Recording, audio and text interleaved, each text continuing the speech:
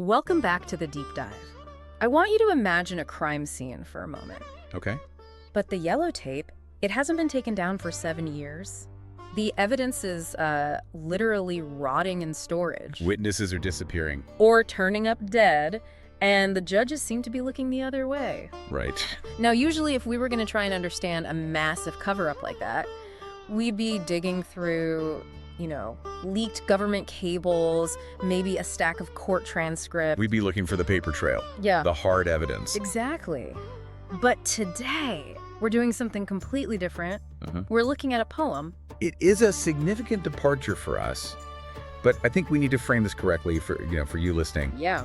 In political climates where journalism is restricted or where the official story is really tightly controlled, poetry isn't just art. It's more than that. It becomes a vehicle for suppressed truths. It becomes what we call a counter-narrative. That's a heavy concept, though. Treating a poem as like a primary source for an investigation? I mean, usually we'd want hard data. Is it really fair to treat literature as evidence? It's a fair question, but the text we're unpacking today, Murder by Decree, by W.N. Weerathunga, it's not written like a typical poem. How so? It reads like an indictment. It's visceral, it's angry, and it's incredibly detailed. It's an accusation about the Easter Sunday attacks. And he's not speaking in metaphors. Not at all. He's naming specific incidents, specific failures, and, well, specific people. And just to set the stage for everyone, it's been 7 years since those attacks. 7 years since bombs ripped through churches and hotels, Claiming hundreds of lives. And the core tension of this poem is that the wounds are being deliberately kept open. That's the hook. It's not just a lament for the dead. It's an argument that the lack of justice is a feature of the system, not a bug. So our mission for this deep dive is to investigate the stanzas of this poem like they're files in a cold case. Because Weerathunga is making this massive claim. He's saying these attacks weren't random acts of religious extremism. Which is what we've all been told. Right. He says it was a calculated political maneuver, a strategy to secure an electoral victory. That's the central thesis we need to test. The idea that the bloodshed was effectively a campaign strategy. Okay, let's get into the evidence. The poem starts with this really disturbing line about the rulers. Yes. It describes the political elite as being accused of being used to devouring what belongs to the people. It just feels so predatory. It establishes the motive immediately. The poet is saying, just look at the history. He claims there's a pattern where conflict is deliberately incited right before an election. It's incited races against each other. Exactly. The argument is that you can't win on policy. You can only win on fear. But how do you manufacture that fear? The poem gets very specific about the setup phase. It mentions priests claiming the country is finished. Right. And Satambio crying out that religion is doomed. I have to pause on that word, Satambio. What exactly does that mean? It's a fascinating word choice. Historically, Satambi was like a minor official, a peon, or a messenger. So a low-level guy. A very low-level guy. And by using that word, the poet is stripping them of their authority. He's saying these people screaming, the country is lost. They're just servants. They're messengers sent out to spread a script. A script of existential threat. Your country is gone. Your religion is under siege. Precisely.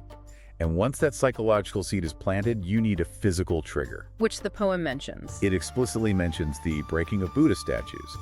And it says they did this after checking the time and place. That line really stood out to me, checking the time and place. That implies such a cold calculation. It wasn't just a random act of vandalism. No, it was a scheduled event. The poet argues it was bait. You break a religious statue in that kind of environment, you know exactly what the reaction is going to be. You're provoking a conflict. Between Sinhalese and Muslim communities. You're creating the perfect backdrop for what comes next. So you have the psychological warfare, you have the vandalism, the stage is set. This brings us to what I'm calling section 2, the mechanics of violence. The poem lists as a series of really suspicious incidents that happened before the main attacks. And honestly, reading this part felt like reading the script of a thriller. These are the operational anomalies the poet highlights, things that just don't add up if this was a simple extremist group. He mentions the killing of 2 officers at a police checkpoint, but he gets very graphic. He specifies that their throats were cut. It's a brutal detail. It is, it's visceral. Why include that specific detail? To highlight the theatricality of it, The text says the perpetrators ran away acting like tigers. Acting like tigers? You mean the LTTE, the Tamil tigers? Exactly. The war had been over for years.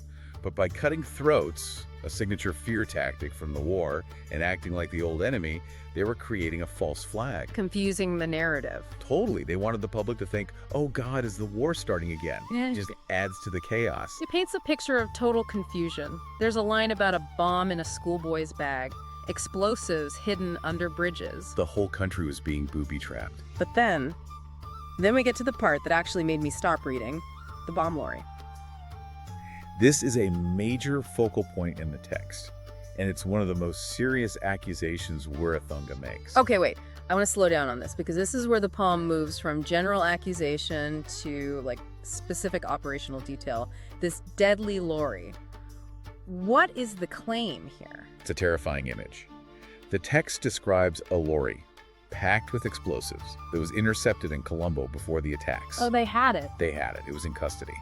But then the poem says a police boss, that's the phrase used, gave the order to release it. To just let it go. That sounds insane. Is he implying it was incompetence, like they didn't check the truck properly? No, and that's the key. The poem explicitly says the police boss said to release the deadly lorry. So it was an active decision. He frames it as a decision from the top. The implication isn't that it was a blunder. It was a logistical necessity for the attack. If that lorry stays impounded, maybe the attacks don't happen. Or at least not on that scale. Releasing it was effectively pulling the trigger. That is, if that's true, that's state complicity on a level that's just hard to wrap your head around. It implies law enforcement actively facilitated the movement of the weapons that would kill their own citizens. Wow.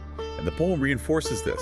It says, whenever explosives were found, whenever some junior officer tried to investigate, someone intervenes to stop it.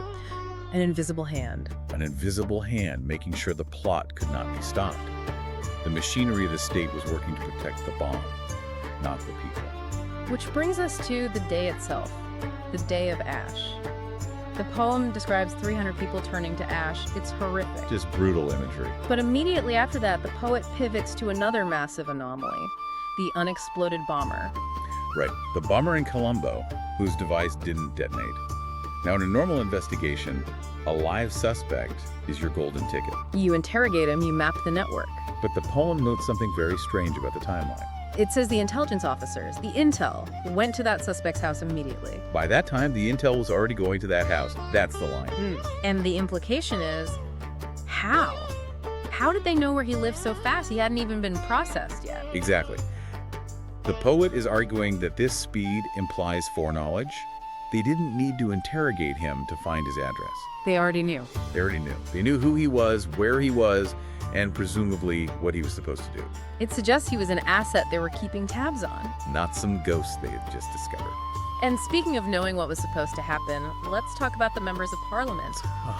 Yes. The poem has a whole stanza on the MPs who mysteriously didn't go to church that day. This is a point that's been talked about for years, and the poet just hammers it home. He says they blabbered afterwards. They basically admitted We didn't go because we knew it would explode. It's the ultimate cynicism of self-preservation.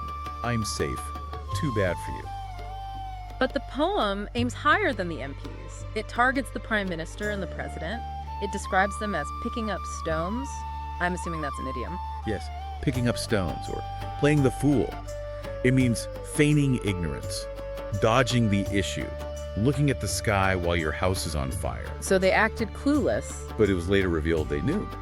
They knew about the attack. And their defense, according to the poem, is almost laughable. If it weren't so tragic. They admitted they knew an attack was coming, but claimed they didn't think it would be this big.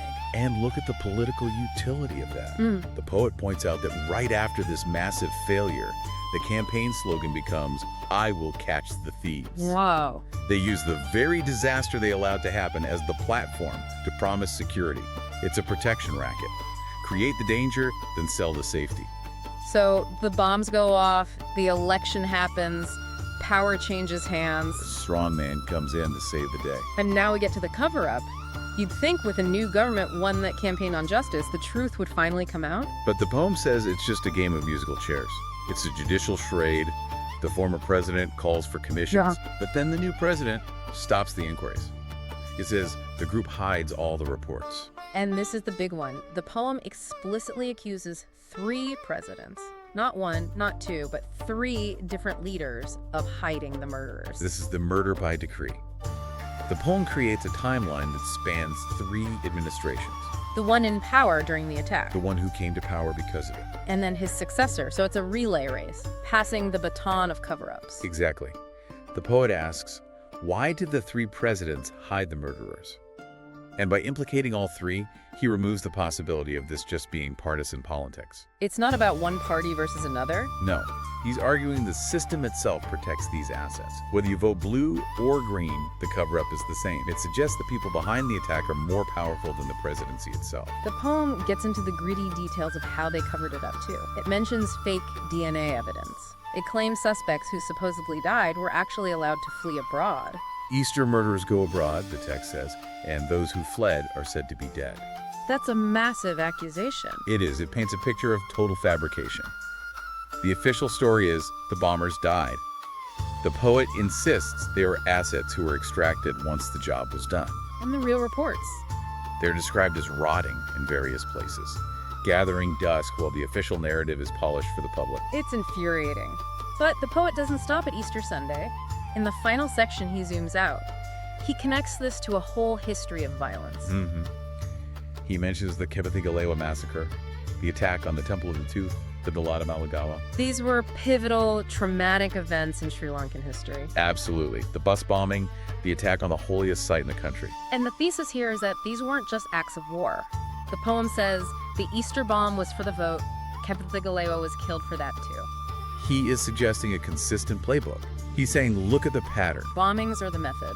Bombings are how these groups win power. Whenever an election is looming, bodies start piling up. It recontextualizes the entire history of the country's conflict. The author asks these rhetorical questions near the end that are just chilling. How can the father not know? Why are the people who sent the deadly lorry not taken?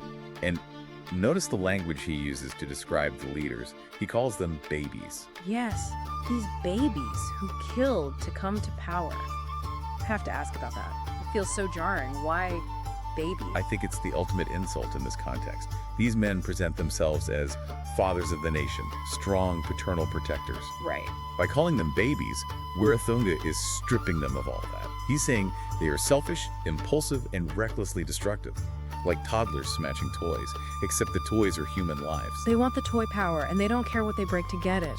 Exactly. He asks, why can't we tie them up and take them to prison? Which brings us to the end. The poem concludes with this somber look at reality. 7 years later, 300 victims sent to heaven. And the culprits are still free. Such a heavy note to end on. But it summarizes the injustice. 7 years is a long time for an investigation to go nowhere. Unless it was designed to go nowhere. And that's the poet's argument. If we step back, this poem is rejecting the official narrative of intelligence failure. Right, that's the term we always hear. Intelligence failure. It suggests incompetence. It suggests they tried but missed something. Wirathunga is arguing it wasn't a failure at all. It was a success. From the perspective of the perpetrators, yes. The system worked exactly as designed. The fear was generated, the votes were harvested, the power was secured. The failure was only for the victims. For the architects, it was a perfectly executed plan. That is a terrifying thought. It really forces you to question the nature of safety in a political landscape like that. It does. The poem's ultimate message is that justice is impossible when the perpetrators hold the keys to the prison.